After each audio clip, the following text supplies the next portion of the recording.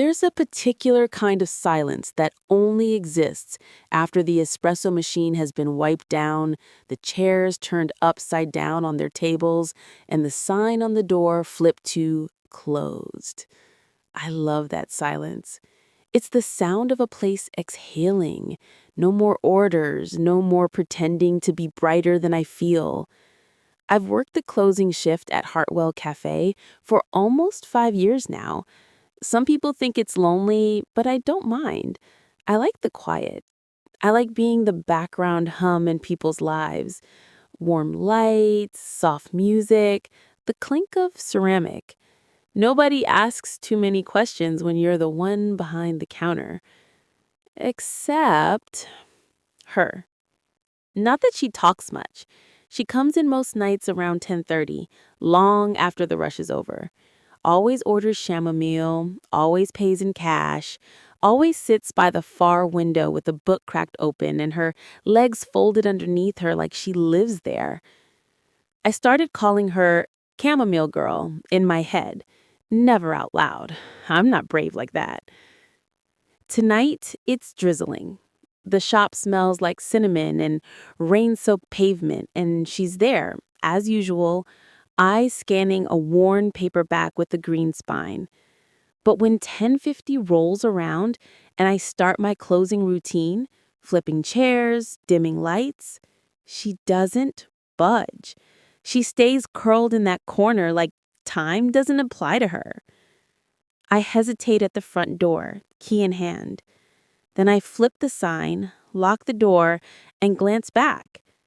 She's still there. I clear my throat gently. Hey, you okay? She looks up slowly.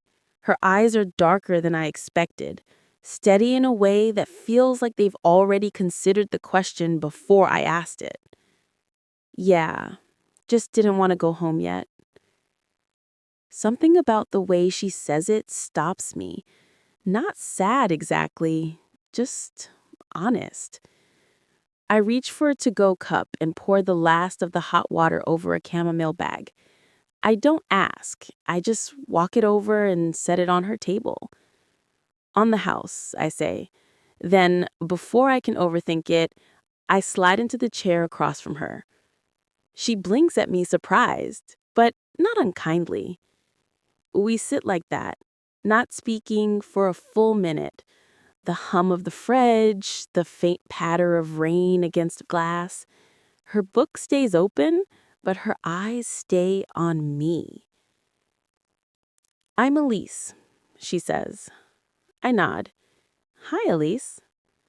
She smiles, and for the first time, I wonder what it would feel like to be part of someone's foreground. After that night, things didn't exactly change, not all at once, but something shifted, quietly, like the way a melody changes when a new instrument joins in. Subtle, but unmistakable once you notice. Elise still came in most nights, still ordered her chamomile, still curled up by the window like it was hers. But now, sometimes, when I brought her drink, I also brought a cookie and placed it next to her saucer without a word. She'd smile and mouth, "Thank you," and I'd nod, like it was nothing, like I didn't go into the back and blush like an idiot. One night, I left a note under the edge of her cup. A poem. Not mine, not yet. Just a few lines by Mary Oliver. You do not have to be good. You only have to let the soft animal of your body love what it loves. The next evening, Elise slid a napkin toward me with a response. Does that mean it's okay if I love chamomile and solitude and this place? There was a little smiley face after it, lopsided and perfect. I started looking forward to her like I hadn't looked forward to anything in years. Eventually, she began staying past closing, not by accident, but like it was a ritual. She'd help me flip the last chairs, hum some tune I didn't recognize, then sit with her tea and ask real questions, the kind that took me by surprise. Did you always want to work in a coffee shop? No, I laughed. I wanted to write. What happened? I stopped. Why? I looked down at the empty countertop. I don't know. Maybe I thought no one wanted to hear what I had to say. Elise didn't answer right away. She just sipped her tea and studied me, like I was a riddle worth solving. She told me about her job, night nurse at a rehab center just outside downtown, how time warps on night shifts, how some patients remember her and some don't, how she moved here 6 months ago and still doesn't know if the city wants her. She said once, "I feel like I'm borrowing space I haven't earned yet." I said to her, too quickly, "You're not." She looked at me for a long moment. She said, "I feel more at home here than anywhere else, but I don't know if that's fair to you." I felt my pulse jump, my throat dry. I took a breath I hoped would steady me. I said quietly, "Maybe it's not about fair. Maybe it's just true." She reached out then across the narrow table, and her fingers brushed mine. The next night, she placed her hand over mine, warm, still, her eyes searching mine like she was saying something bigger than the words.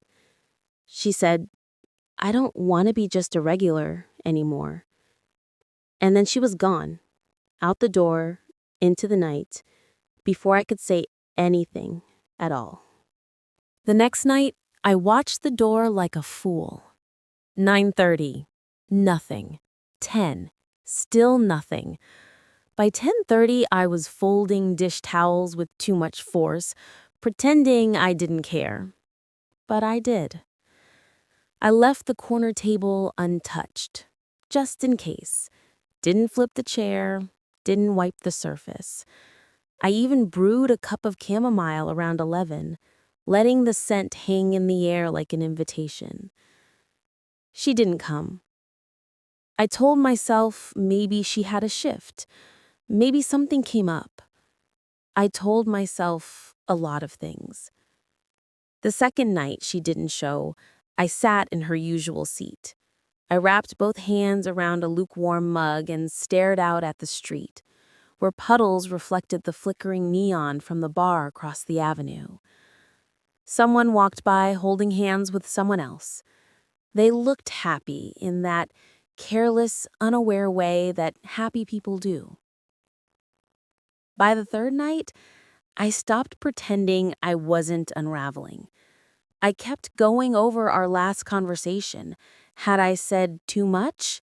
Not enough? Should I have asked her to stay? Told her what it meant when she reached for my hand? And how long I'd been waiting for something, someone, to break the rhythm of my life? That night, I found my old notebook. It was wedged behind a row of syrup bottles in the back room, the cover curling at the corners, pages stiff with time. I carried it back out to the front, turned off the cafe music, and sat at the table with the little brass lamp still on. For a long time, I didn't write. I just stared at the paper, fingers hovering. And then I started. The words came slowly at first, like coaxing a frightened animal out of the dark. But once they came, they didn't stop. I titled it, "What Stayed After She Left." It wasn't perfect. It didn't rhyme. It rambled in places. But it was honest. I wrote about her chamomile, about her lopsided smile, about how some people sneak up on you gently, and how absence can feel louder than presence. When I finished, I tore out the page, folded it neatly. Then I placed it on her table always, and weighed it down with a smooth river stone someone had left by the register weeks ago. I turned off the lights, locked the door. For once, I didn't linger. I walked home through a city that suddenly felt too big, wondering if giving someone your words meant anything when they weren't there to read them. But I did it anyway. Because maybe this wasn't about being read. Maybe It was about being real. 3 nights later, I was closing again, slower this time. I'd stopped rushing through the motions. No more quick glances toward the door. I was trying to teach myself not to expect anything. The cafe was quiet. The city outside hummed like it always does. Soft engines, distant laughter, rain teasing the gutters. I had just flipped the sign when I heard the door creak open. I turned, startled, thinking I'd forgotten to lock it. But there she was, Elise. She stood just inside the doorway, her hair slightly damp from the drizzle, eyes shining like she'd been walking for a long time. In her hands was the folded poem. I read it, she said. I couldn't move, couldn't speak. My hands were still damp from wiping the counter, but they trembled anyway. I didn't leave because I was scared of you, she said, stepping closer. I left because I didn't know how to want something soft. Her voice cracked slightly on the last word. I swallowed the lump rising in my throat. You make this place feel like a secret worth keeping. Like maybe I could be something softer, too. I walked around the counter. I didn't rush. I just walked until we were standing close enough to breathe in the same air. I don't want to be in the background anymore. Not with you. Her eyes searched mine for something, I don't know what. Maybe permission, maybe reassurance. I gave it, whatever it was, by placing my hand gently against her cheek. And for the first time, Elise leaned in and didn't run. We didn't kiss, not yet. It wasn't about that. It was about choosing to stay. I locked the door behind her, not because the shop was closed, but because the outside world could wait. We left the lights off. The glow from the street lamps was enough. She sat in her usual spot, and this time I sat across from her, with no tea between us, no roles to perform, just two women quietly unfolding. There was no script, no dramatic declarations, just silence, the kind that comes when words have done their part. We stayed like that for a while, sometimes smiling, sometimes just breathing. And outside, the city moved on, unaware, indifferent. But inside that cafe, two silhouettes faced each other through a rain-speckled window, not waiting anymore. Just there.